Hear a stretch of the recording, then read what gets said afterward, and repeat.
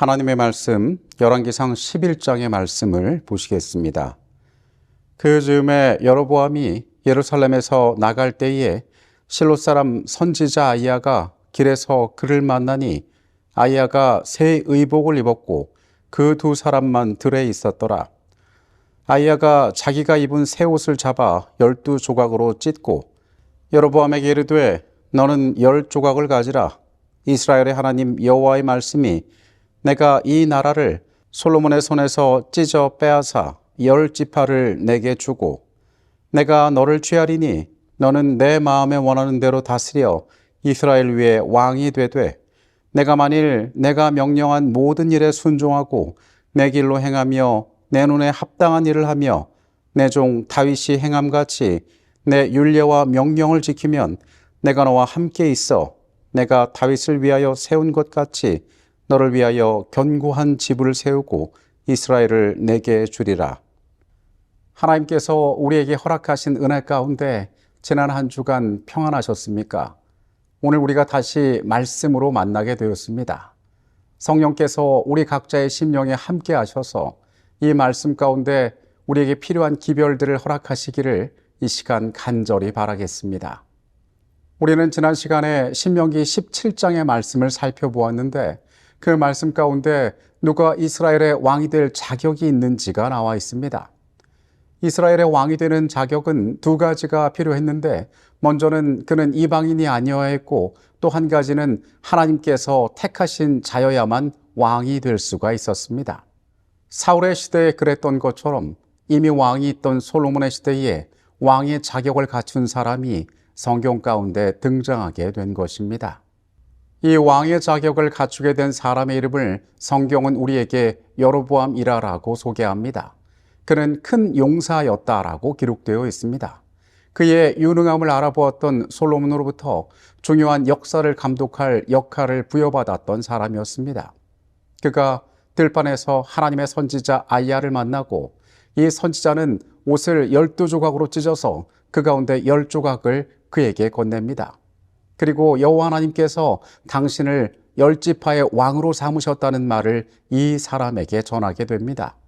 그렇다면 하나님께서는 이미 왕이 존재하던 그 시대에 왜 또 다른 새로운 왕의 자격을 갖춘 자를 허락하셨을까요?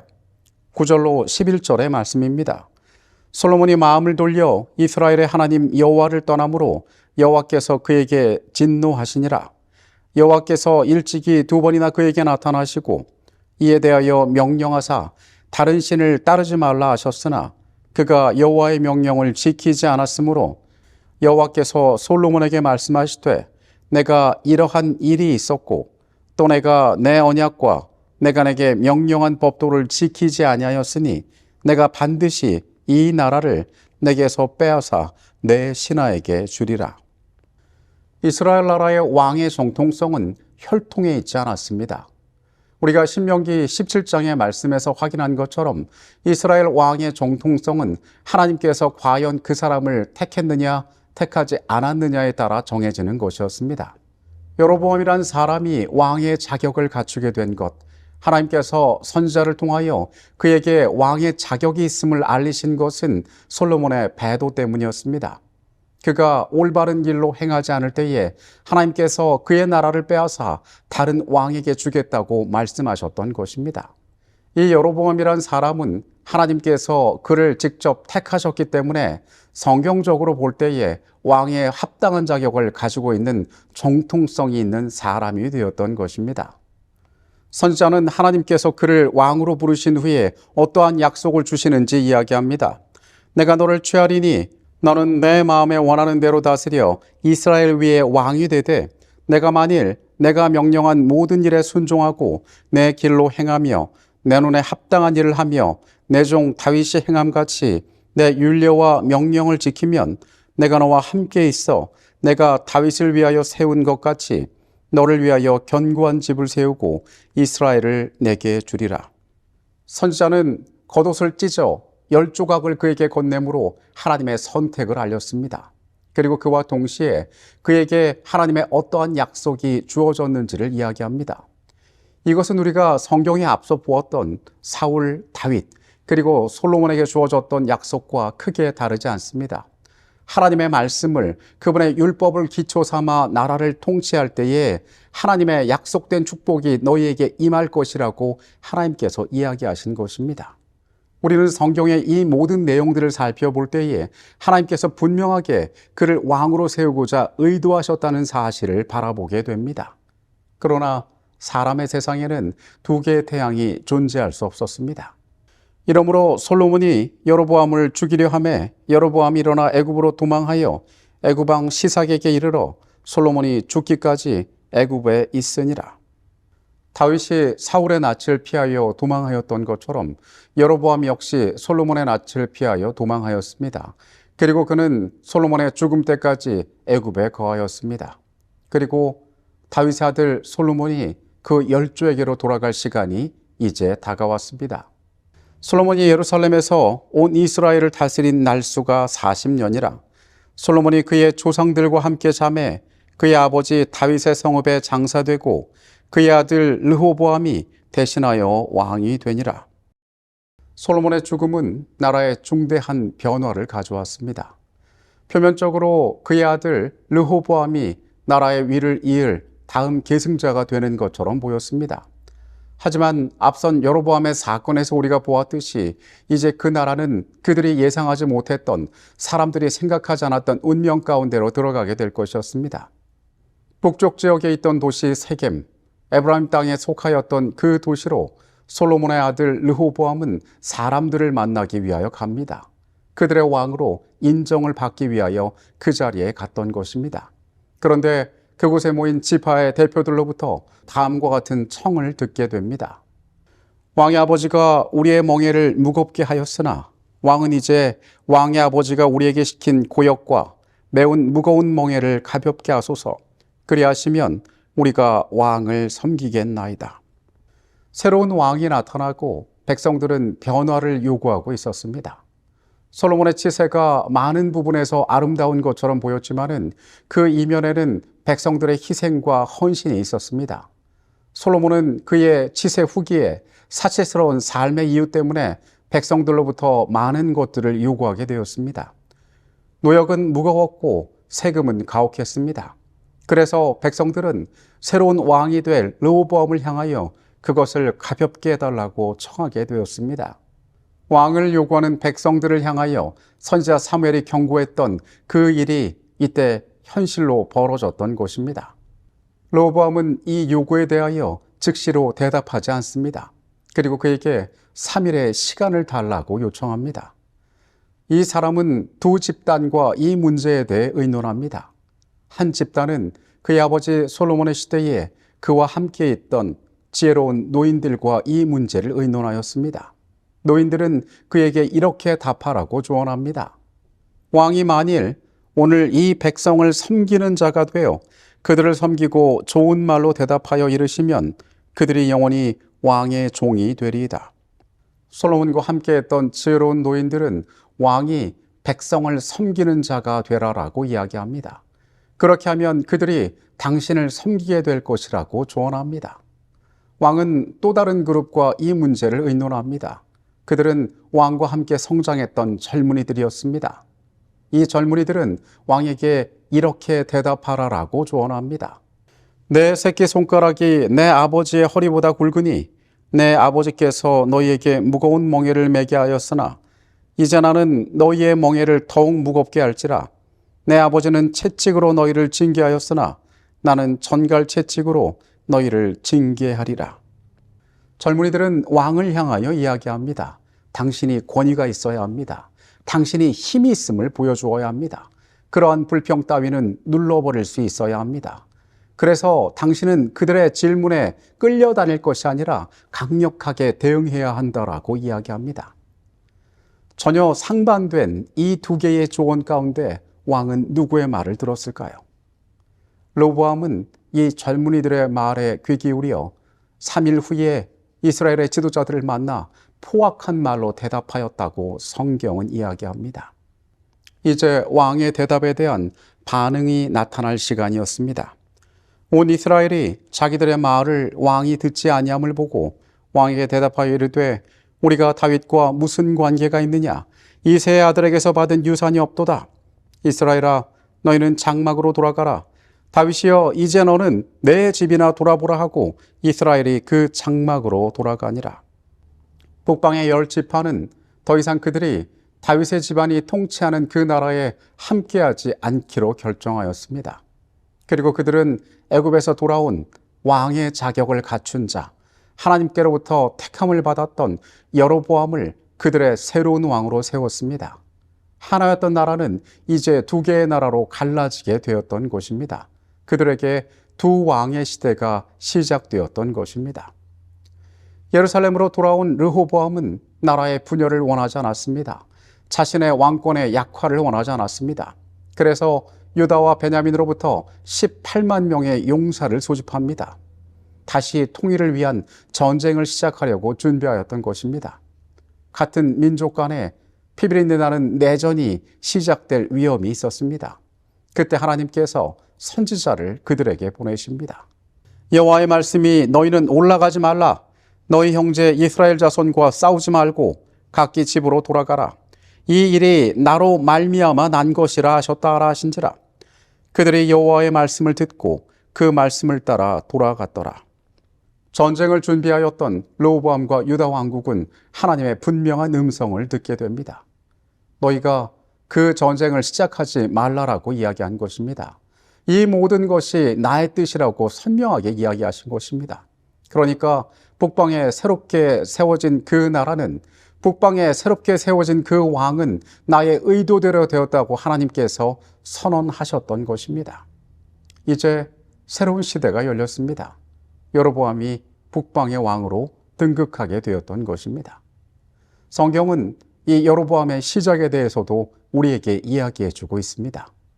여로보암이 에브라임 산지에 세겜을 건축하고 거기서 살며 또 거기서 나가서 분회를 건축하고 그의 마음에 스스로 이르기를 나라가 이제 다윗의 집으로 돌아가리로다.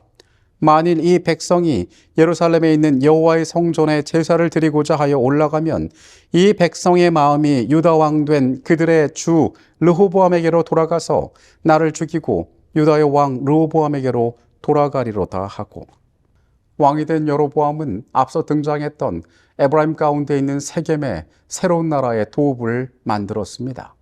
그곳에 자신이 거처할 궁을 만들고 여러 가지 제도적인 정비를 마쳤습니다.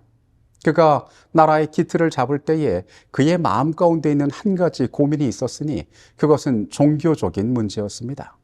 그 시절 예배의 중심은 예루살렘에 있었습니다. 그곳은 하나님 앞에 봉헌된 도시였고 그곳에 하나님의 임재가 머물고 있었습니다. 절기마다 그들은 예루살렘으로 모였고 그곳에서 그들이 하나님의 백성이며 하나님께서 그들의 삶을 어떻게 인도하시는지를 찬양하였습니다.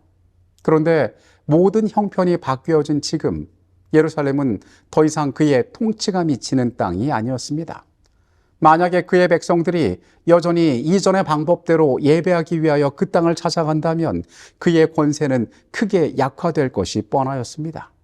그리고 그 일로 말미암아 백성의 마음이 이 남방 유다의 왕을 향하게 되고 자신을 죽이고 결국 모든 것을 잃어버릴까 봐 이 새로운 왕은 염려하기 시작하였습니다. 하나님께서 그에게 정통성을 부여하시고 다윗의 집안에게 주신 것과 동일한 약속을 허락하셨지만은 분명히 이것은 그가 처한 또 다른 현실의 문제였습니다. 뭔가 새로운 조치가 필요한 것처럼 보였습니다. 이에 계획하고 두 금송아지를 만들고 무리에게 말하기를 너희가 다시는 예루살렘에 올라갈 것이 없도다. 이스라엘아, 이는 너희를 애굽 땅에서 인도하여 올린 너희의 신들이라 하고 하나는 베델에 두고 하나는 단에 둔지라. 이 일이 죄가 되었으니 이는 백성들이 단까지 가서 그 하나에게 경배함이었더라. 세상적인 의미에서 표현하자면 이 여로보암은 종교 개혁을 단행했습니다. 그는 이전에 믿어오던 것과는 다른 것들을 백성을 향하여 제시했습니다. 두 개의 금송아지를 만들었고 그것을 베델과 단에 두어 새로운 예배의 장소로 그곳을 준비시켰습니다. 그리고 백성들에게 설명하기를 이스라엘아, 이것은 너희를 애굽에서부터 인도하여 낸 신이라고 그들에게 설명하였습니다. 여러분, 금송아지와 그리고 너희를 애굽에서 인도하여 낸 신이라고 말하는 이 모습들, 우리가 성경에서 본 적이 있는 것 같지 않습니까? 출애굽기 32장에 이스라엘이 크게 배도하여 심판에 빠졌을 때에 그것과 동일한 행동이 여기에서 나타났던 것입니다. 이제 그들은 여호와 하나님이 그들을 인도한 신이라고 인정하지 않기로 마음먹었습니다. 이제 새로운 것이 너희에게 주어졌고 너희가 그것을 믿으면 된다라고 이야기하는 것입니다. 그러니까 너희는 더 이상 예루살렘에 가지 않고 이 땅에서 예배드려도 된다라고 말하였던 것입니다. 성경은 분명하게 이 일이 죄가 되었다라고 이야기합니다. 통치자로서의 그의 선택은 어떤 면에서 합리적인 것일 수 있습니다. 더 이상 그 나라를 위협하는 종교적인 특성에 대한 변수를 두지 않아도 되기 때문에 백성들이 더 이상 예루살렘에 가지 않아도 되기 때문에 그는 지혜로운 판단을 하였다고 세상 사람들은 말할 수 있습니다. 그러나 이것은 분명한 죄였습니다. 나 외에 다른 신들을 내게 있게 말지니라는 하나님의 말씀에 대한 명백한 위반이었습니다. 그는 하나님께로부터 왕의 정통성을 부여받았음에도 불구하고 그분의 약속 가운데 거하지 않았음이 이 과정에서 분명하게 드러났던 것입니다. 하나님을 나타내려는 이 같은 노력으로 여로보암은 너를 위하여 새긴 우상을 만들지 말고 그것들에게 절하지 말며 그것들을 섬기지 말라는 여호와의 명백한 명령을 범하였다. 10지파를 예루살렘에 가지 못하게 하려는 욕망이 너무나 강했기 때문에 여로보암은 자기 계획의 약점을 보지 못하였다. 우리는 처음으로 가서 그 사람이 왕이 되게 한 존재가 누구인지를 다시 생각해 볼 필요가 있습니다. 하나님께서 그가 왕이 되게 하셨습니다. 세상의 그 어떤 것도 아닌 그 자신의 능력도 아닌 하나님께서 그를 왕으로 부르셨습니다. 그런데 그는 가장 중요한 것을 망각하고 있었습니다. 자신의 형편을 바라보고 있었습니다. 그에게 가장 중요한 것은 자신의 생명이 위협받지 않는 것, 그의 나라가 세상적으로 든든히 서는 것이었습니다. 그러한 잘못된 판단과 생각 끝에 그 자신이 누구인지를 온전히 깨닫지 못하였을 때에 그는 어리석은 선택을 할 수밖에 없었습니다. 그의 이 선택은 온 나라의 지지를 받지 않았습니다. 많은 백성들은 새로운 예배에 참석하고 그의 방법에 따라갔고 왕이 말하는 말들에 순종하였을지 모르지만은 그 가운데 분명한 양심을 가지고 하나님을 섬기던 자들이 있었습니다. 먼저 레위인들은 이 거짓 제단에서 예배하기를 거부하였습니다. 그곳에 세워진 그것들은 하나님께 드리는 예배가 아니었음을 그들은 잘 알고 있었습니다. 그래서 이때 레위인들은 그들의 땅을 떠나서 그들이 섬기던 사역하던 지역을 떠나서 남방유다로 이동하게 됩니다. 레위인 외에도 신실하게 하나님을 섬기던 많은 백성들 역시 마찬가지였습니다. 그들은 거짓 제단에 경배할 수 없었습니다. 거짓이 참을 대체할 수가 없었던 것입니다. 그래서 그 나라에서 하나님의 뜻을 신실히 섬기던 그러한 진실한 백성들은 그 땅을 떠나게 되었습니다. 표면적으로는 나라의 골치 아픈 문제가 해결된 것처럼 보였지만은 여로보암은 이것을 통하여 가장 중요한 것들을 상실하게 되었습니다. 선지자의 글은 이렇게 시작된 두 왕국의 운명이 어떻게 흘러가게 되었는지를 우리에게 이야기해 줍니다. 일찍이 르호보암 통치 초기에 나라가 분열됨으로 인하여 이스라엘의 영광은 떠나기 시작했으며 그 후에 결코 그 찬란한 영광을 다시 회복하지 못했다. 그 후 수세기를 지나는 동안에 때때로 도덕적으로 훌륭하고 선견지명이 있는 사람들이 다윗의 보좌를 차지하였으며 이러한 군주들의 통치로 인해 유다 사람들에게 내린 축복이 인근 민족에게까지 미쳤다. 때때로 여호와의 이름이 모든 거짓 신들 위에 높임을 받았고 여호와의 율법은 존중이 여김을 받았다. 때때로 유력한 선지자들이 일어나 통치자들의 손을 강하게 하고 백성들을 격려해서 계속 충성하도록 하였다. 그러나 르호보암이 왕위에 오를 때에 이미 싹튼 악의 종자들은 결코 완전히 근절되지 않았을 뿐 아니라 한때 하나님의 은총을 받던 백성들이 이방인들 중에 웃음거리가 될 만큼 깊이 타락하기도 하였다. 그러나 우상 숭배의 습관에 젖어버린 자들의 완고함에도 불구하고 하나님께서는 자비스럽게도 분열된 나라가 완전히 멸망하지 않도록 당신의 능력으로 하실 수 있는 모든 일을 하시고자 하였다. 세월의 흐름에 따라 이스라엘에 대한 당신의 목적이 사단의 대리자들의 충동을 받은 자들의 책략으로 말미암아 완전히 실패한 것처럼 보였으나 하나님께서는 여전히 선민들의 포로와 석방을 통하여 당신의 자비스러운 계획을 나타내셨다. 우리는 앞서 이 여로보암을 왕으로 세웠던 것은 하나님이셨다라고 이야기하였습니다. 그리고 왕이 존재하던 시대에 새로운 왕을 하나님께서 허락하신 이유는 솔로몬의 배도 때문이라고 하였습니다. 그렇다면 새로운 왕의 존재는 이 솔로몬의 나라 유다 왕국에는 심판으로 다가왔던 사건이었습니다. 왜 하나님께서 나라의 분열을 허락하셨는가? 하나님께서 왜 그들에게 그런 운명을 주셨는가? 우리는 생각해 볼 수 있습니다. 우리는 성경 가운데에서 하나님께서 허락하신 이 분열이 그들 가운데 심판이 되기도 하였지만은 하나님께서 그들을 향하여 끊임없이 베푸시는 은혜와 구원의 손길이었다는 사실을 기억할 필요가 있습니다. 하나님께서는 그 나라의 모든 순간마다 그들을 구원하기 위하여 애쓰셨습니다. 다윗의 집안에서 등불을 거두시지 않았던 하나님께서는 그 나라에 끊임없는 음성을 들려주셨습니다. 때로 선한 왕이 나타나서 선한 치세를 펼치기도 하였습니다. 그 민족을 통하여 천하 만민에게 복을 주고자 하셨던 하나님의 계획이 어느 정도 성취되는 것처럼 보였습니다. 그러나 세상은 점점 악하여 갔습니다. 그 나라의 하나님께서는 선지자를 통하여 여러 방법을 통하여 그들을 구원하고자 애쓰셨습니다.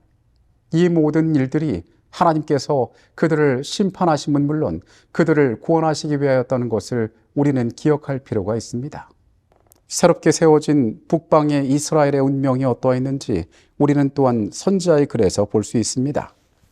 그러나 여호와께서는 이스라엘이 당신에게 돌아와 충성하도록 하기 위하여 할 수 있는 모든 일을 하시기까지 이스라엘을 버리지 아니하셨다.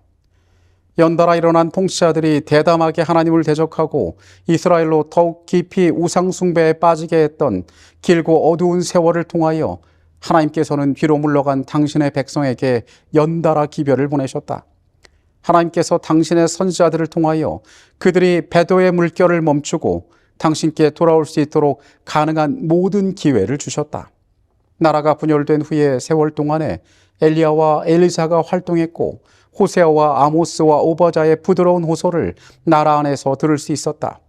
이스라엘 나라를 죄에서 구원하기 위하여 하나님의 강하신 능력에 대한 훌륭한 증인들을 보내지 않고 버려둔 적은 결코 없었다. 최악의 암흑시대 동안에도 거룩하신 통치자에게 충성을 다하고 우상숭배 중에서도 거룩하신 하나님의 면전에서 흠없이 살고자 한 사람들이 있었다. 이 충성스러운 사람들은 상당수의 남은 무리에 속한 사람들로 계수되었는데 그들을 통해 하나님의 영원한 목적이 성취되도록 되어 있었다. 북방 이스라엘은 첫 단추를 잘못 끼었습니다. 첫 왕이었던 여로보암이 시작한 우상 숭배, 그가 온 나라에 끼쳤던 그 죄의 해악은 그 나라가 멸망할 때까지 계속되었습니다. 단 한 명의 선한 왕도 그들 가운데 나타나지 않았습니다.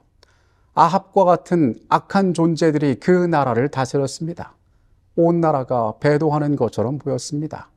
그런데 하나님께서는 그들을 향하여 더욱 특별한 사랑을 보여주셨음을 우리는 성경 가운데 알고 있습니다. 우리가 열왕기와 역대서를 읽을 때에 인간 나라에 돌아가는 모든 형편 가운데에서 우리는 아무런 소망을 찾아볼 수가 없습니다. 그러나 우리가 열왕기와 역대기를 읽을 때에 반드시 함께 읽어야 할 책이 바로 선지서들입니다. 하나님께서 이 시간들 동안 그 백성들을 어떻게 붙잡기를 원하셨으며 그들을 향하여 어떤 음성을 주셨고 그들이 어떻게 돌아오기를 간절히 원하셨는지 우리는 선지자들의 음성 가운데 그 시대를 향하여 부어진 하나님의 특별한 사랑들을 깨닫습니다. 그 땅에는 엘리야가 있었습니다. 엘리사가 있었습니다. 능력 있는 하나님의 일들이 그곳에 임했습니다. 하나님께서는 이 분열의 시대에, 이 배도의 시대에 그 백성들과 함께 계셨고 그들을 구원하기 위하여 밤낮 없이 일하셨다는 사실입니다. 우리는 이 시대로부터 중요한 영적인 교훈들을 발견해야 합니다. 먼저 우리는 내가 어떤 존재인가를 기억할 필요가 있습니다. 이스라엘의 처음 분열 왕국의 두 왕은 어떠한 존재를 기억하지 못함으로 문제들을 만나게 되었습니다. 먼저 르호보암은 젊은이들의 조언에 귀를 기울여 잔인하게 그 백성들에게 대답함으로 그의 나라의 상당 부분을 잃어버리게 되었습니다. 그는 지혜로운 자들의 조언과 같이 백성을 섬기는 자임을, 하나님께 권한을 위임받은 자임을, 자신이 어떤 존재인지를, 왕이 해야 할 일이 무엇인지를 기억할 필요가 있었습니다. 그러나 백성 위에 군림하려 하고 자신의 가장 높은 존재로 교만하게 임하였을 때에 그는 그가 가진 많은 것들을 상실하게 되었습니다. 여로보암 역시 마찬가지였습니다. 그는 정통성을 가진 왕이었습니다. 그런 그를 누가 왕이 되게 했는지를 이 사람은 기억할 필요가 있었습니다. 가장 중요한 것을 위하여 그가 선택해야 할 일들이 있었습니다. 어떠한 경우에도 그가 건드리지 말아야 할 것이 있었습니다. 그러나 그에게 주어진 모든 것이 어느 분에게서 왔는지를 망각하였을 때 그는 심각한 문제에 빠지게 되었습니다. 여러분, 우리는 하나님께서 우리의 창조주이심을, 우리의 구원자이심을 매일 고백하고 살아가는 존재가 되어야 합니다. 오늘 하나님께서 우리의 삶을 존재하게 하셨고 죄 가운데 속절없는 우리의 운명을 구원하셨음을, 그분의 공로가 없이는 나의 삶이 하루도 온전히 서 있을 수 없음을 우리가 고백하지 않는다면 우리 역시 이 실패한 두 왕의 운명과 같아질 수가 있습니다. 매일 그리스도의 십자가 앞에서 내가 어떠한 존재인지를 발견하고 나의 삶의 모든 선택들이 그분의 뜻에 합당한 것이 될 수 있도록 우리의 생애를 준비하게 되시기를 바라겠습니다. 우리가 또한 이 말씀들 가운데 주목하여 볼 것은 누가 높아지기를 원했느냐라는 것입니다. 르호보암은 자신의 자존심이 손상받지 않기를 원했습니다. 백성을 섬기겠다고 말하는 것을 굴욕이라고 느꼈는지도 모르겠습니다. 그는 자기 스스로를 높이기를 원했던 것입니다. 여로보암 역시 마찬가지였습니다. 그가 가장 염려하는 것은 자신의 안위였습니다. 내가 죽으면 이게 다 무슨 소용이냐라는 세상의 말처럼 그는 자신의 안전만을 첫 번째로 생각하였습니다. 그 나라의 모든 형편들은 그에게 중요한 것이 되지 않았습니다. 더 나아가서 그를 향하여 모든 것을 허락하셨던 그 하나님께 이 일이 영광이 될지 욕이 될지조차 그에게는 자신의 이익 앞에서 중요하지 않았습니다. 여러분, 얼마나 슬픈 일입니까? 그와 동시에 이러한 문제는 우리의 생애 가운데서도 끊임없이 반복되어지고 있지 않습니까? 여러분의 인생에서 가장 중요한 것은 무엇입니까? 내가 없으면 이게 다 무슨 소용이냐는 세상의 말을 따라서 우리는 우리의 이익을 위하여 끊임없이 살아가고 있지 않습니까? 눈앞에 있는 이익을 마주할 때 이것이 때로 하나님께서 내게 바라시는 삶과 정면으로 배치됨에도 불구하고 나의 이익을 위하여 기꺼이 하나님의 것에 대하여 눈 감고 그것을 멀리하고 그것을 거역하는 일들이 우리에게 벌어지고 있지 않습니까? 여러분, 우리의 그런 선택은 우리를 불안하고 약속 없는 우리의 미래로 이끌게 될 것입니다. 하나님께서 우리의 하나님이 되실 수 없기 때문입니다. 오늘 우리의 삶이 누구를 높여야 하는지를 기억하게 되시기 바랍니다. 누구의 것을 먼저 구별해야 할지를 기억하게 되시기 바랍니다. 우리가 어떠한 존재로 살아갈 때에 하나님께 영광이 될 수 있는지를 우리는 가장 먼저 생각하는 자들이 되어야 합니다. 그것이 이 분열과 배도의 시대에서 우리가 배워야 할 중요한 교훈이 될 것입니다. 마지막으로 우리가 기억해야 할 것은 이 모든 부족과 실패 가운데서도 하나님께서는 우리의 구원을 위하여 일하고 계신다는 사실입니다. 주께서는 구원하려 하시지 멸하려고 하지 않으신다. 그분은 죄인들을 구원하시기를 기뻐하신다. 주 여호와의 말씀에 나의 삶을 두고 맹세하노니 나는 악인의 죽는 것을 기뻐하지 아니하노라. 주께서는 경고와 간청으로 불순종하는 무리들에게 그들의 행악을 그치고 당신께 돌아와서 살라고 부르신다. 우리는 세상에서 일어나는 일들에서 때로 축복과 저주를 분간하기도 합니다. 내가 어려운 형편에 빠지거나 인간적으로 실패한 것 같은 모습이 나타날 때에 사람들은 하나님의 심판이 임했다라고 이야기하곤 합니다. 이스라엘이 그 위세를 잃고 두 개의 왕국으로 분열되는 이 사건, 겉으로 볼 때에 이것은 솔로몬의 집안에 내려진 하나님의 심판이었습니다. 어떤 면에서 맞습니다. 그러나 우리는 그러한 관점으로만 하나님의 일들을 보아서는 안 될 것입니다.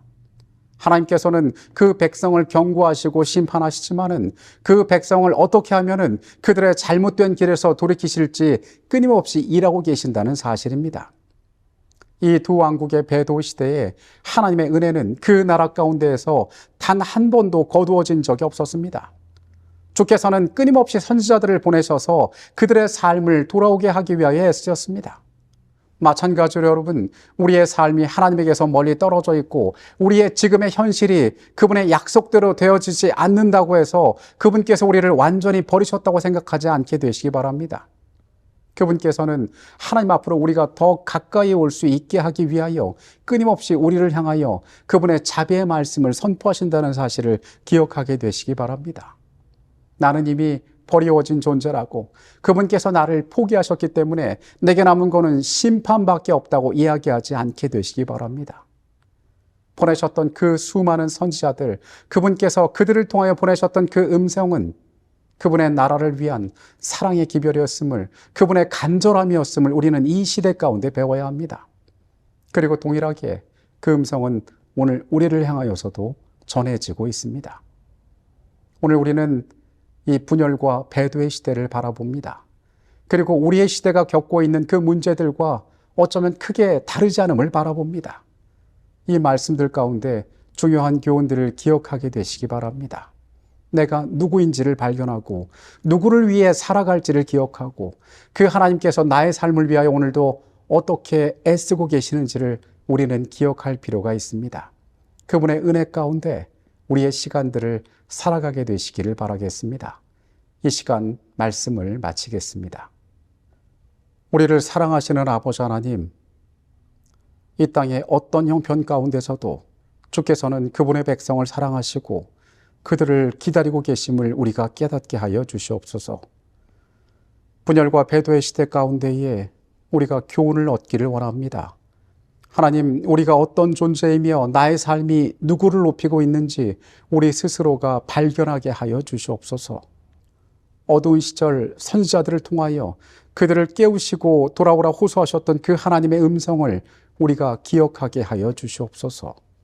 하나님, 우리의 죄된 것을 내어놓으니 우리 각자에게 가장 합당한 음성으로 말씀하여 주시옵소서. 이 시간에 같이 계셨음에 감사드립니다. 예수 그리스도 이름으로 기도합니다. 아멘.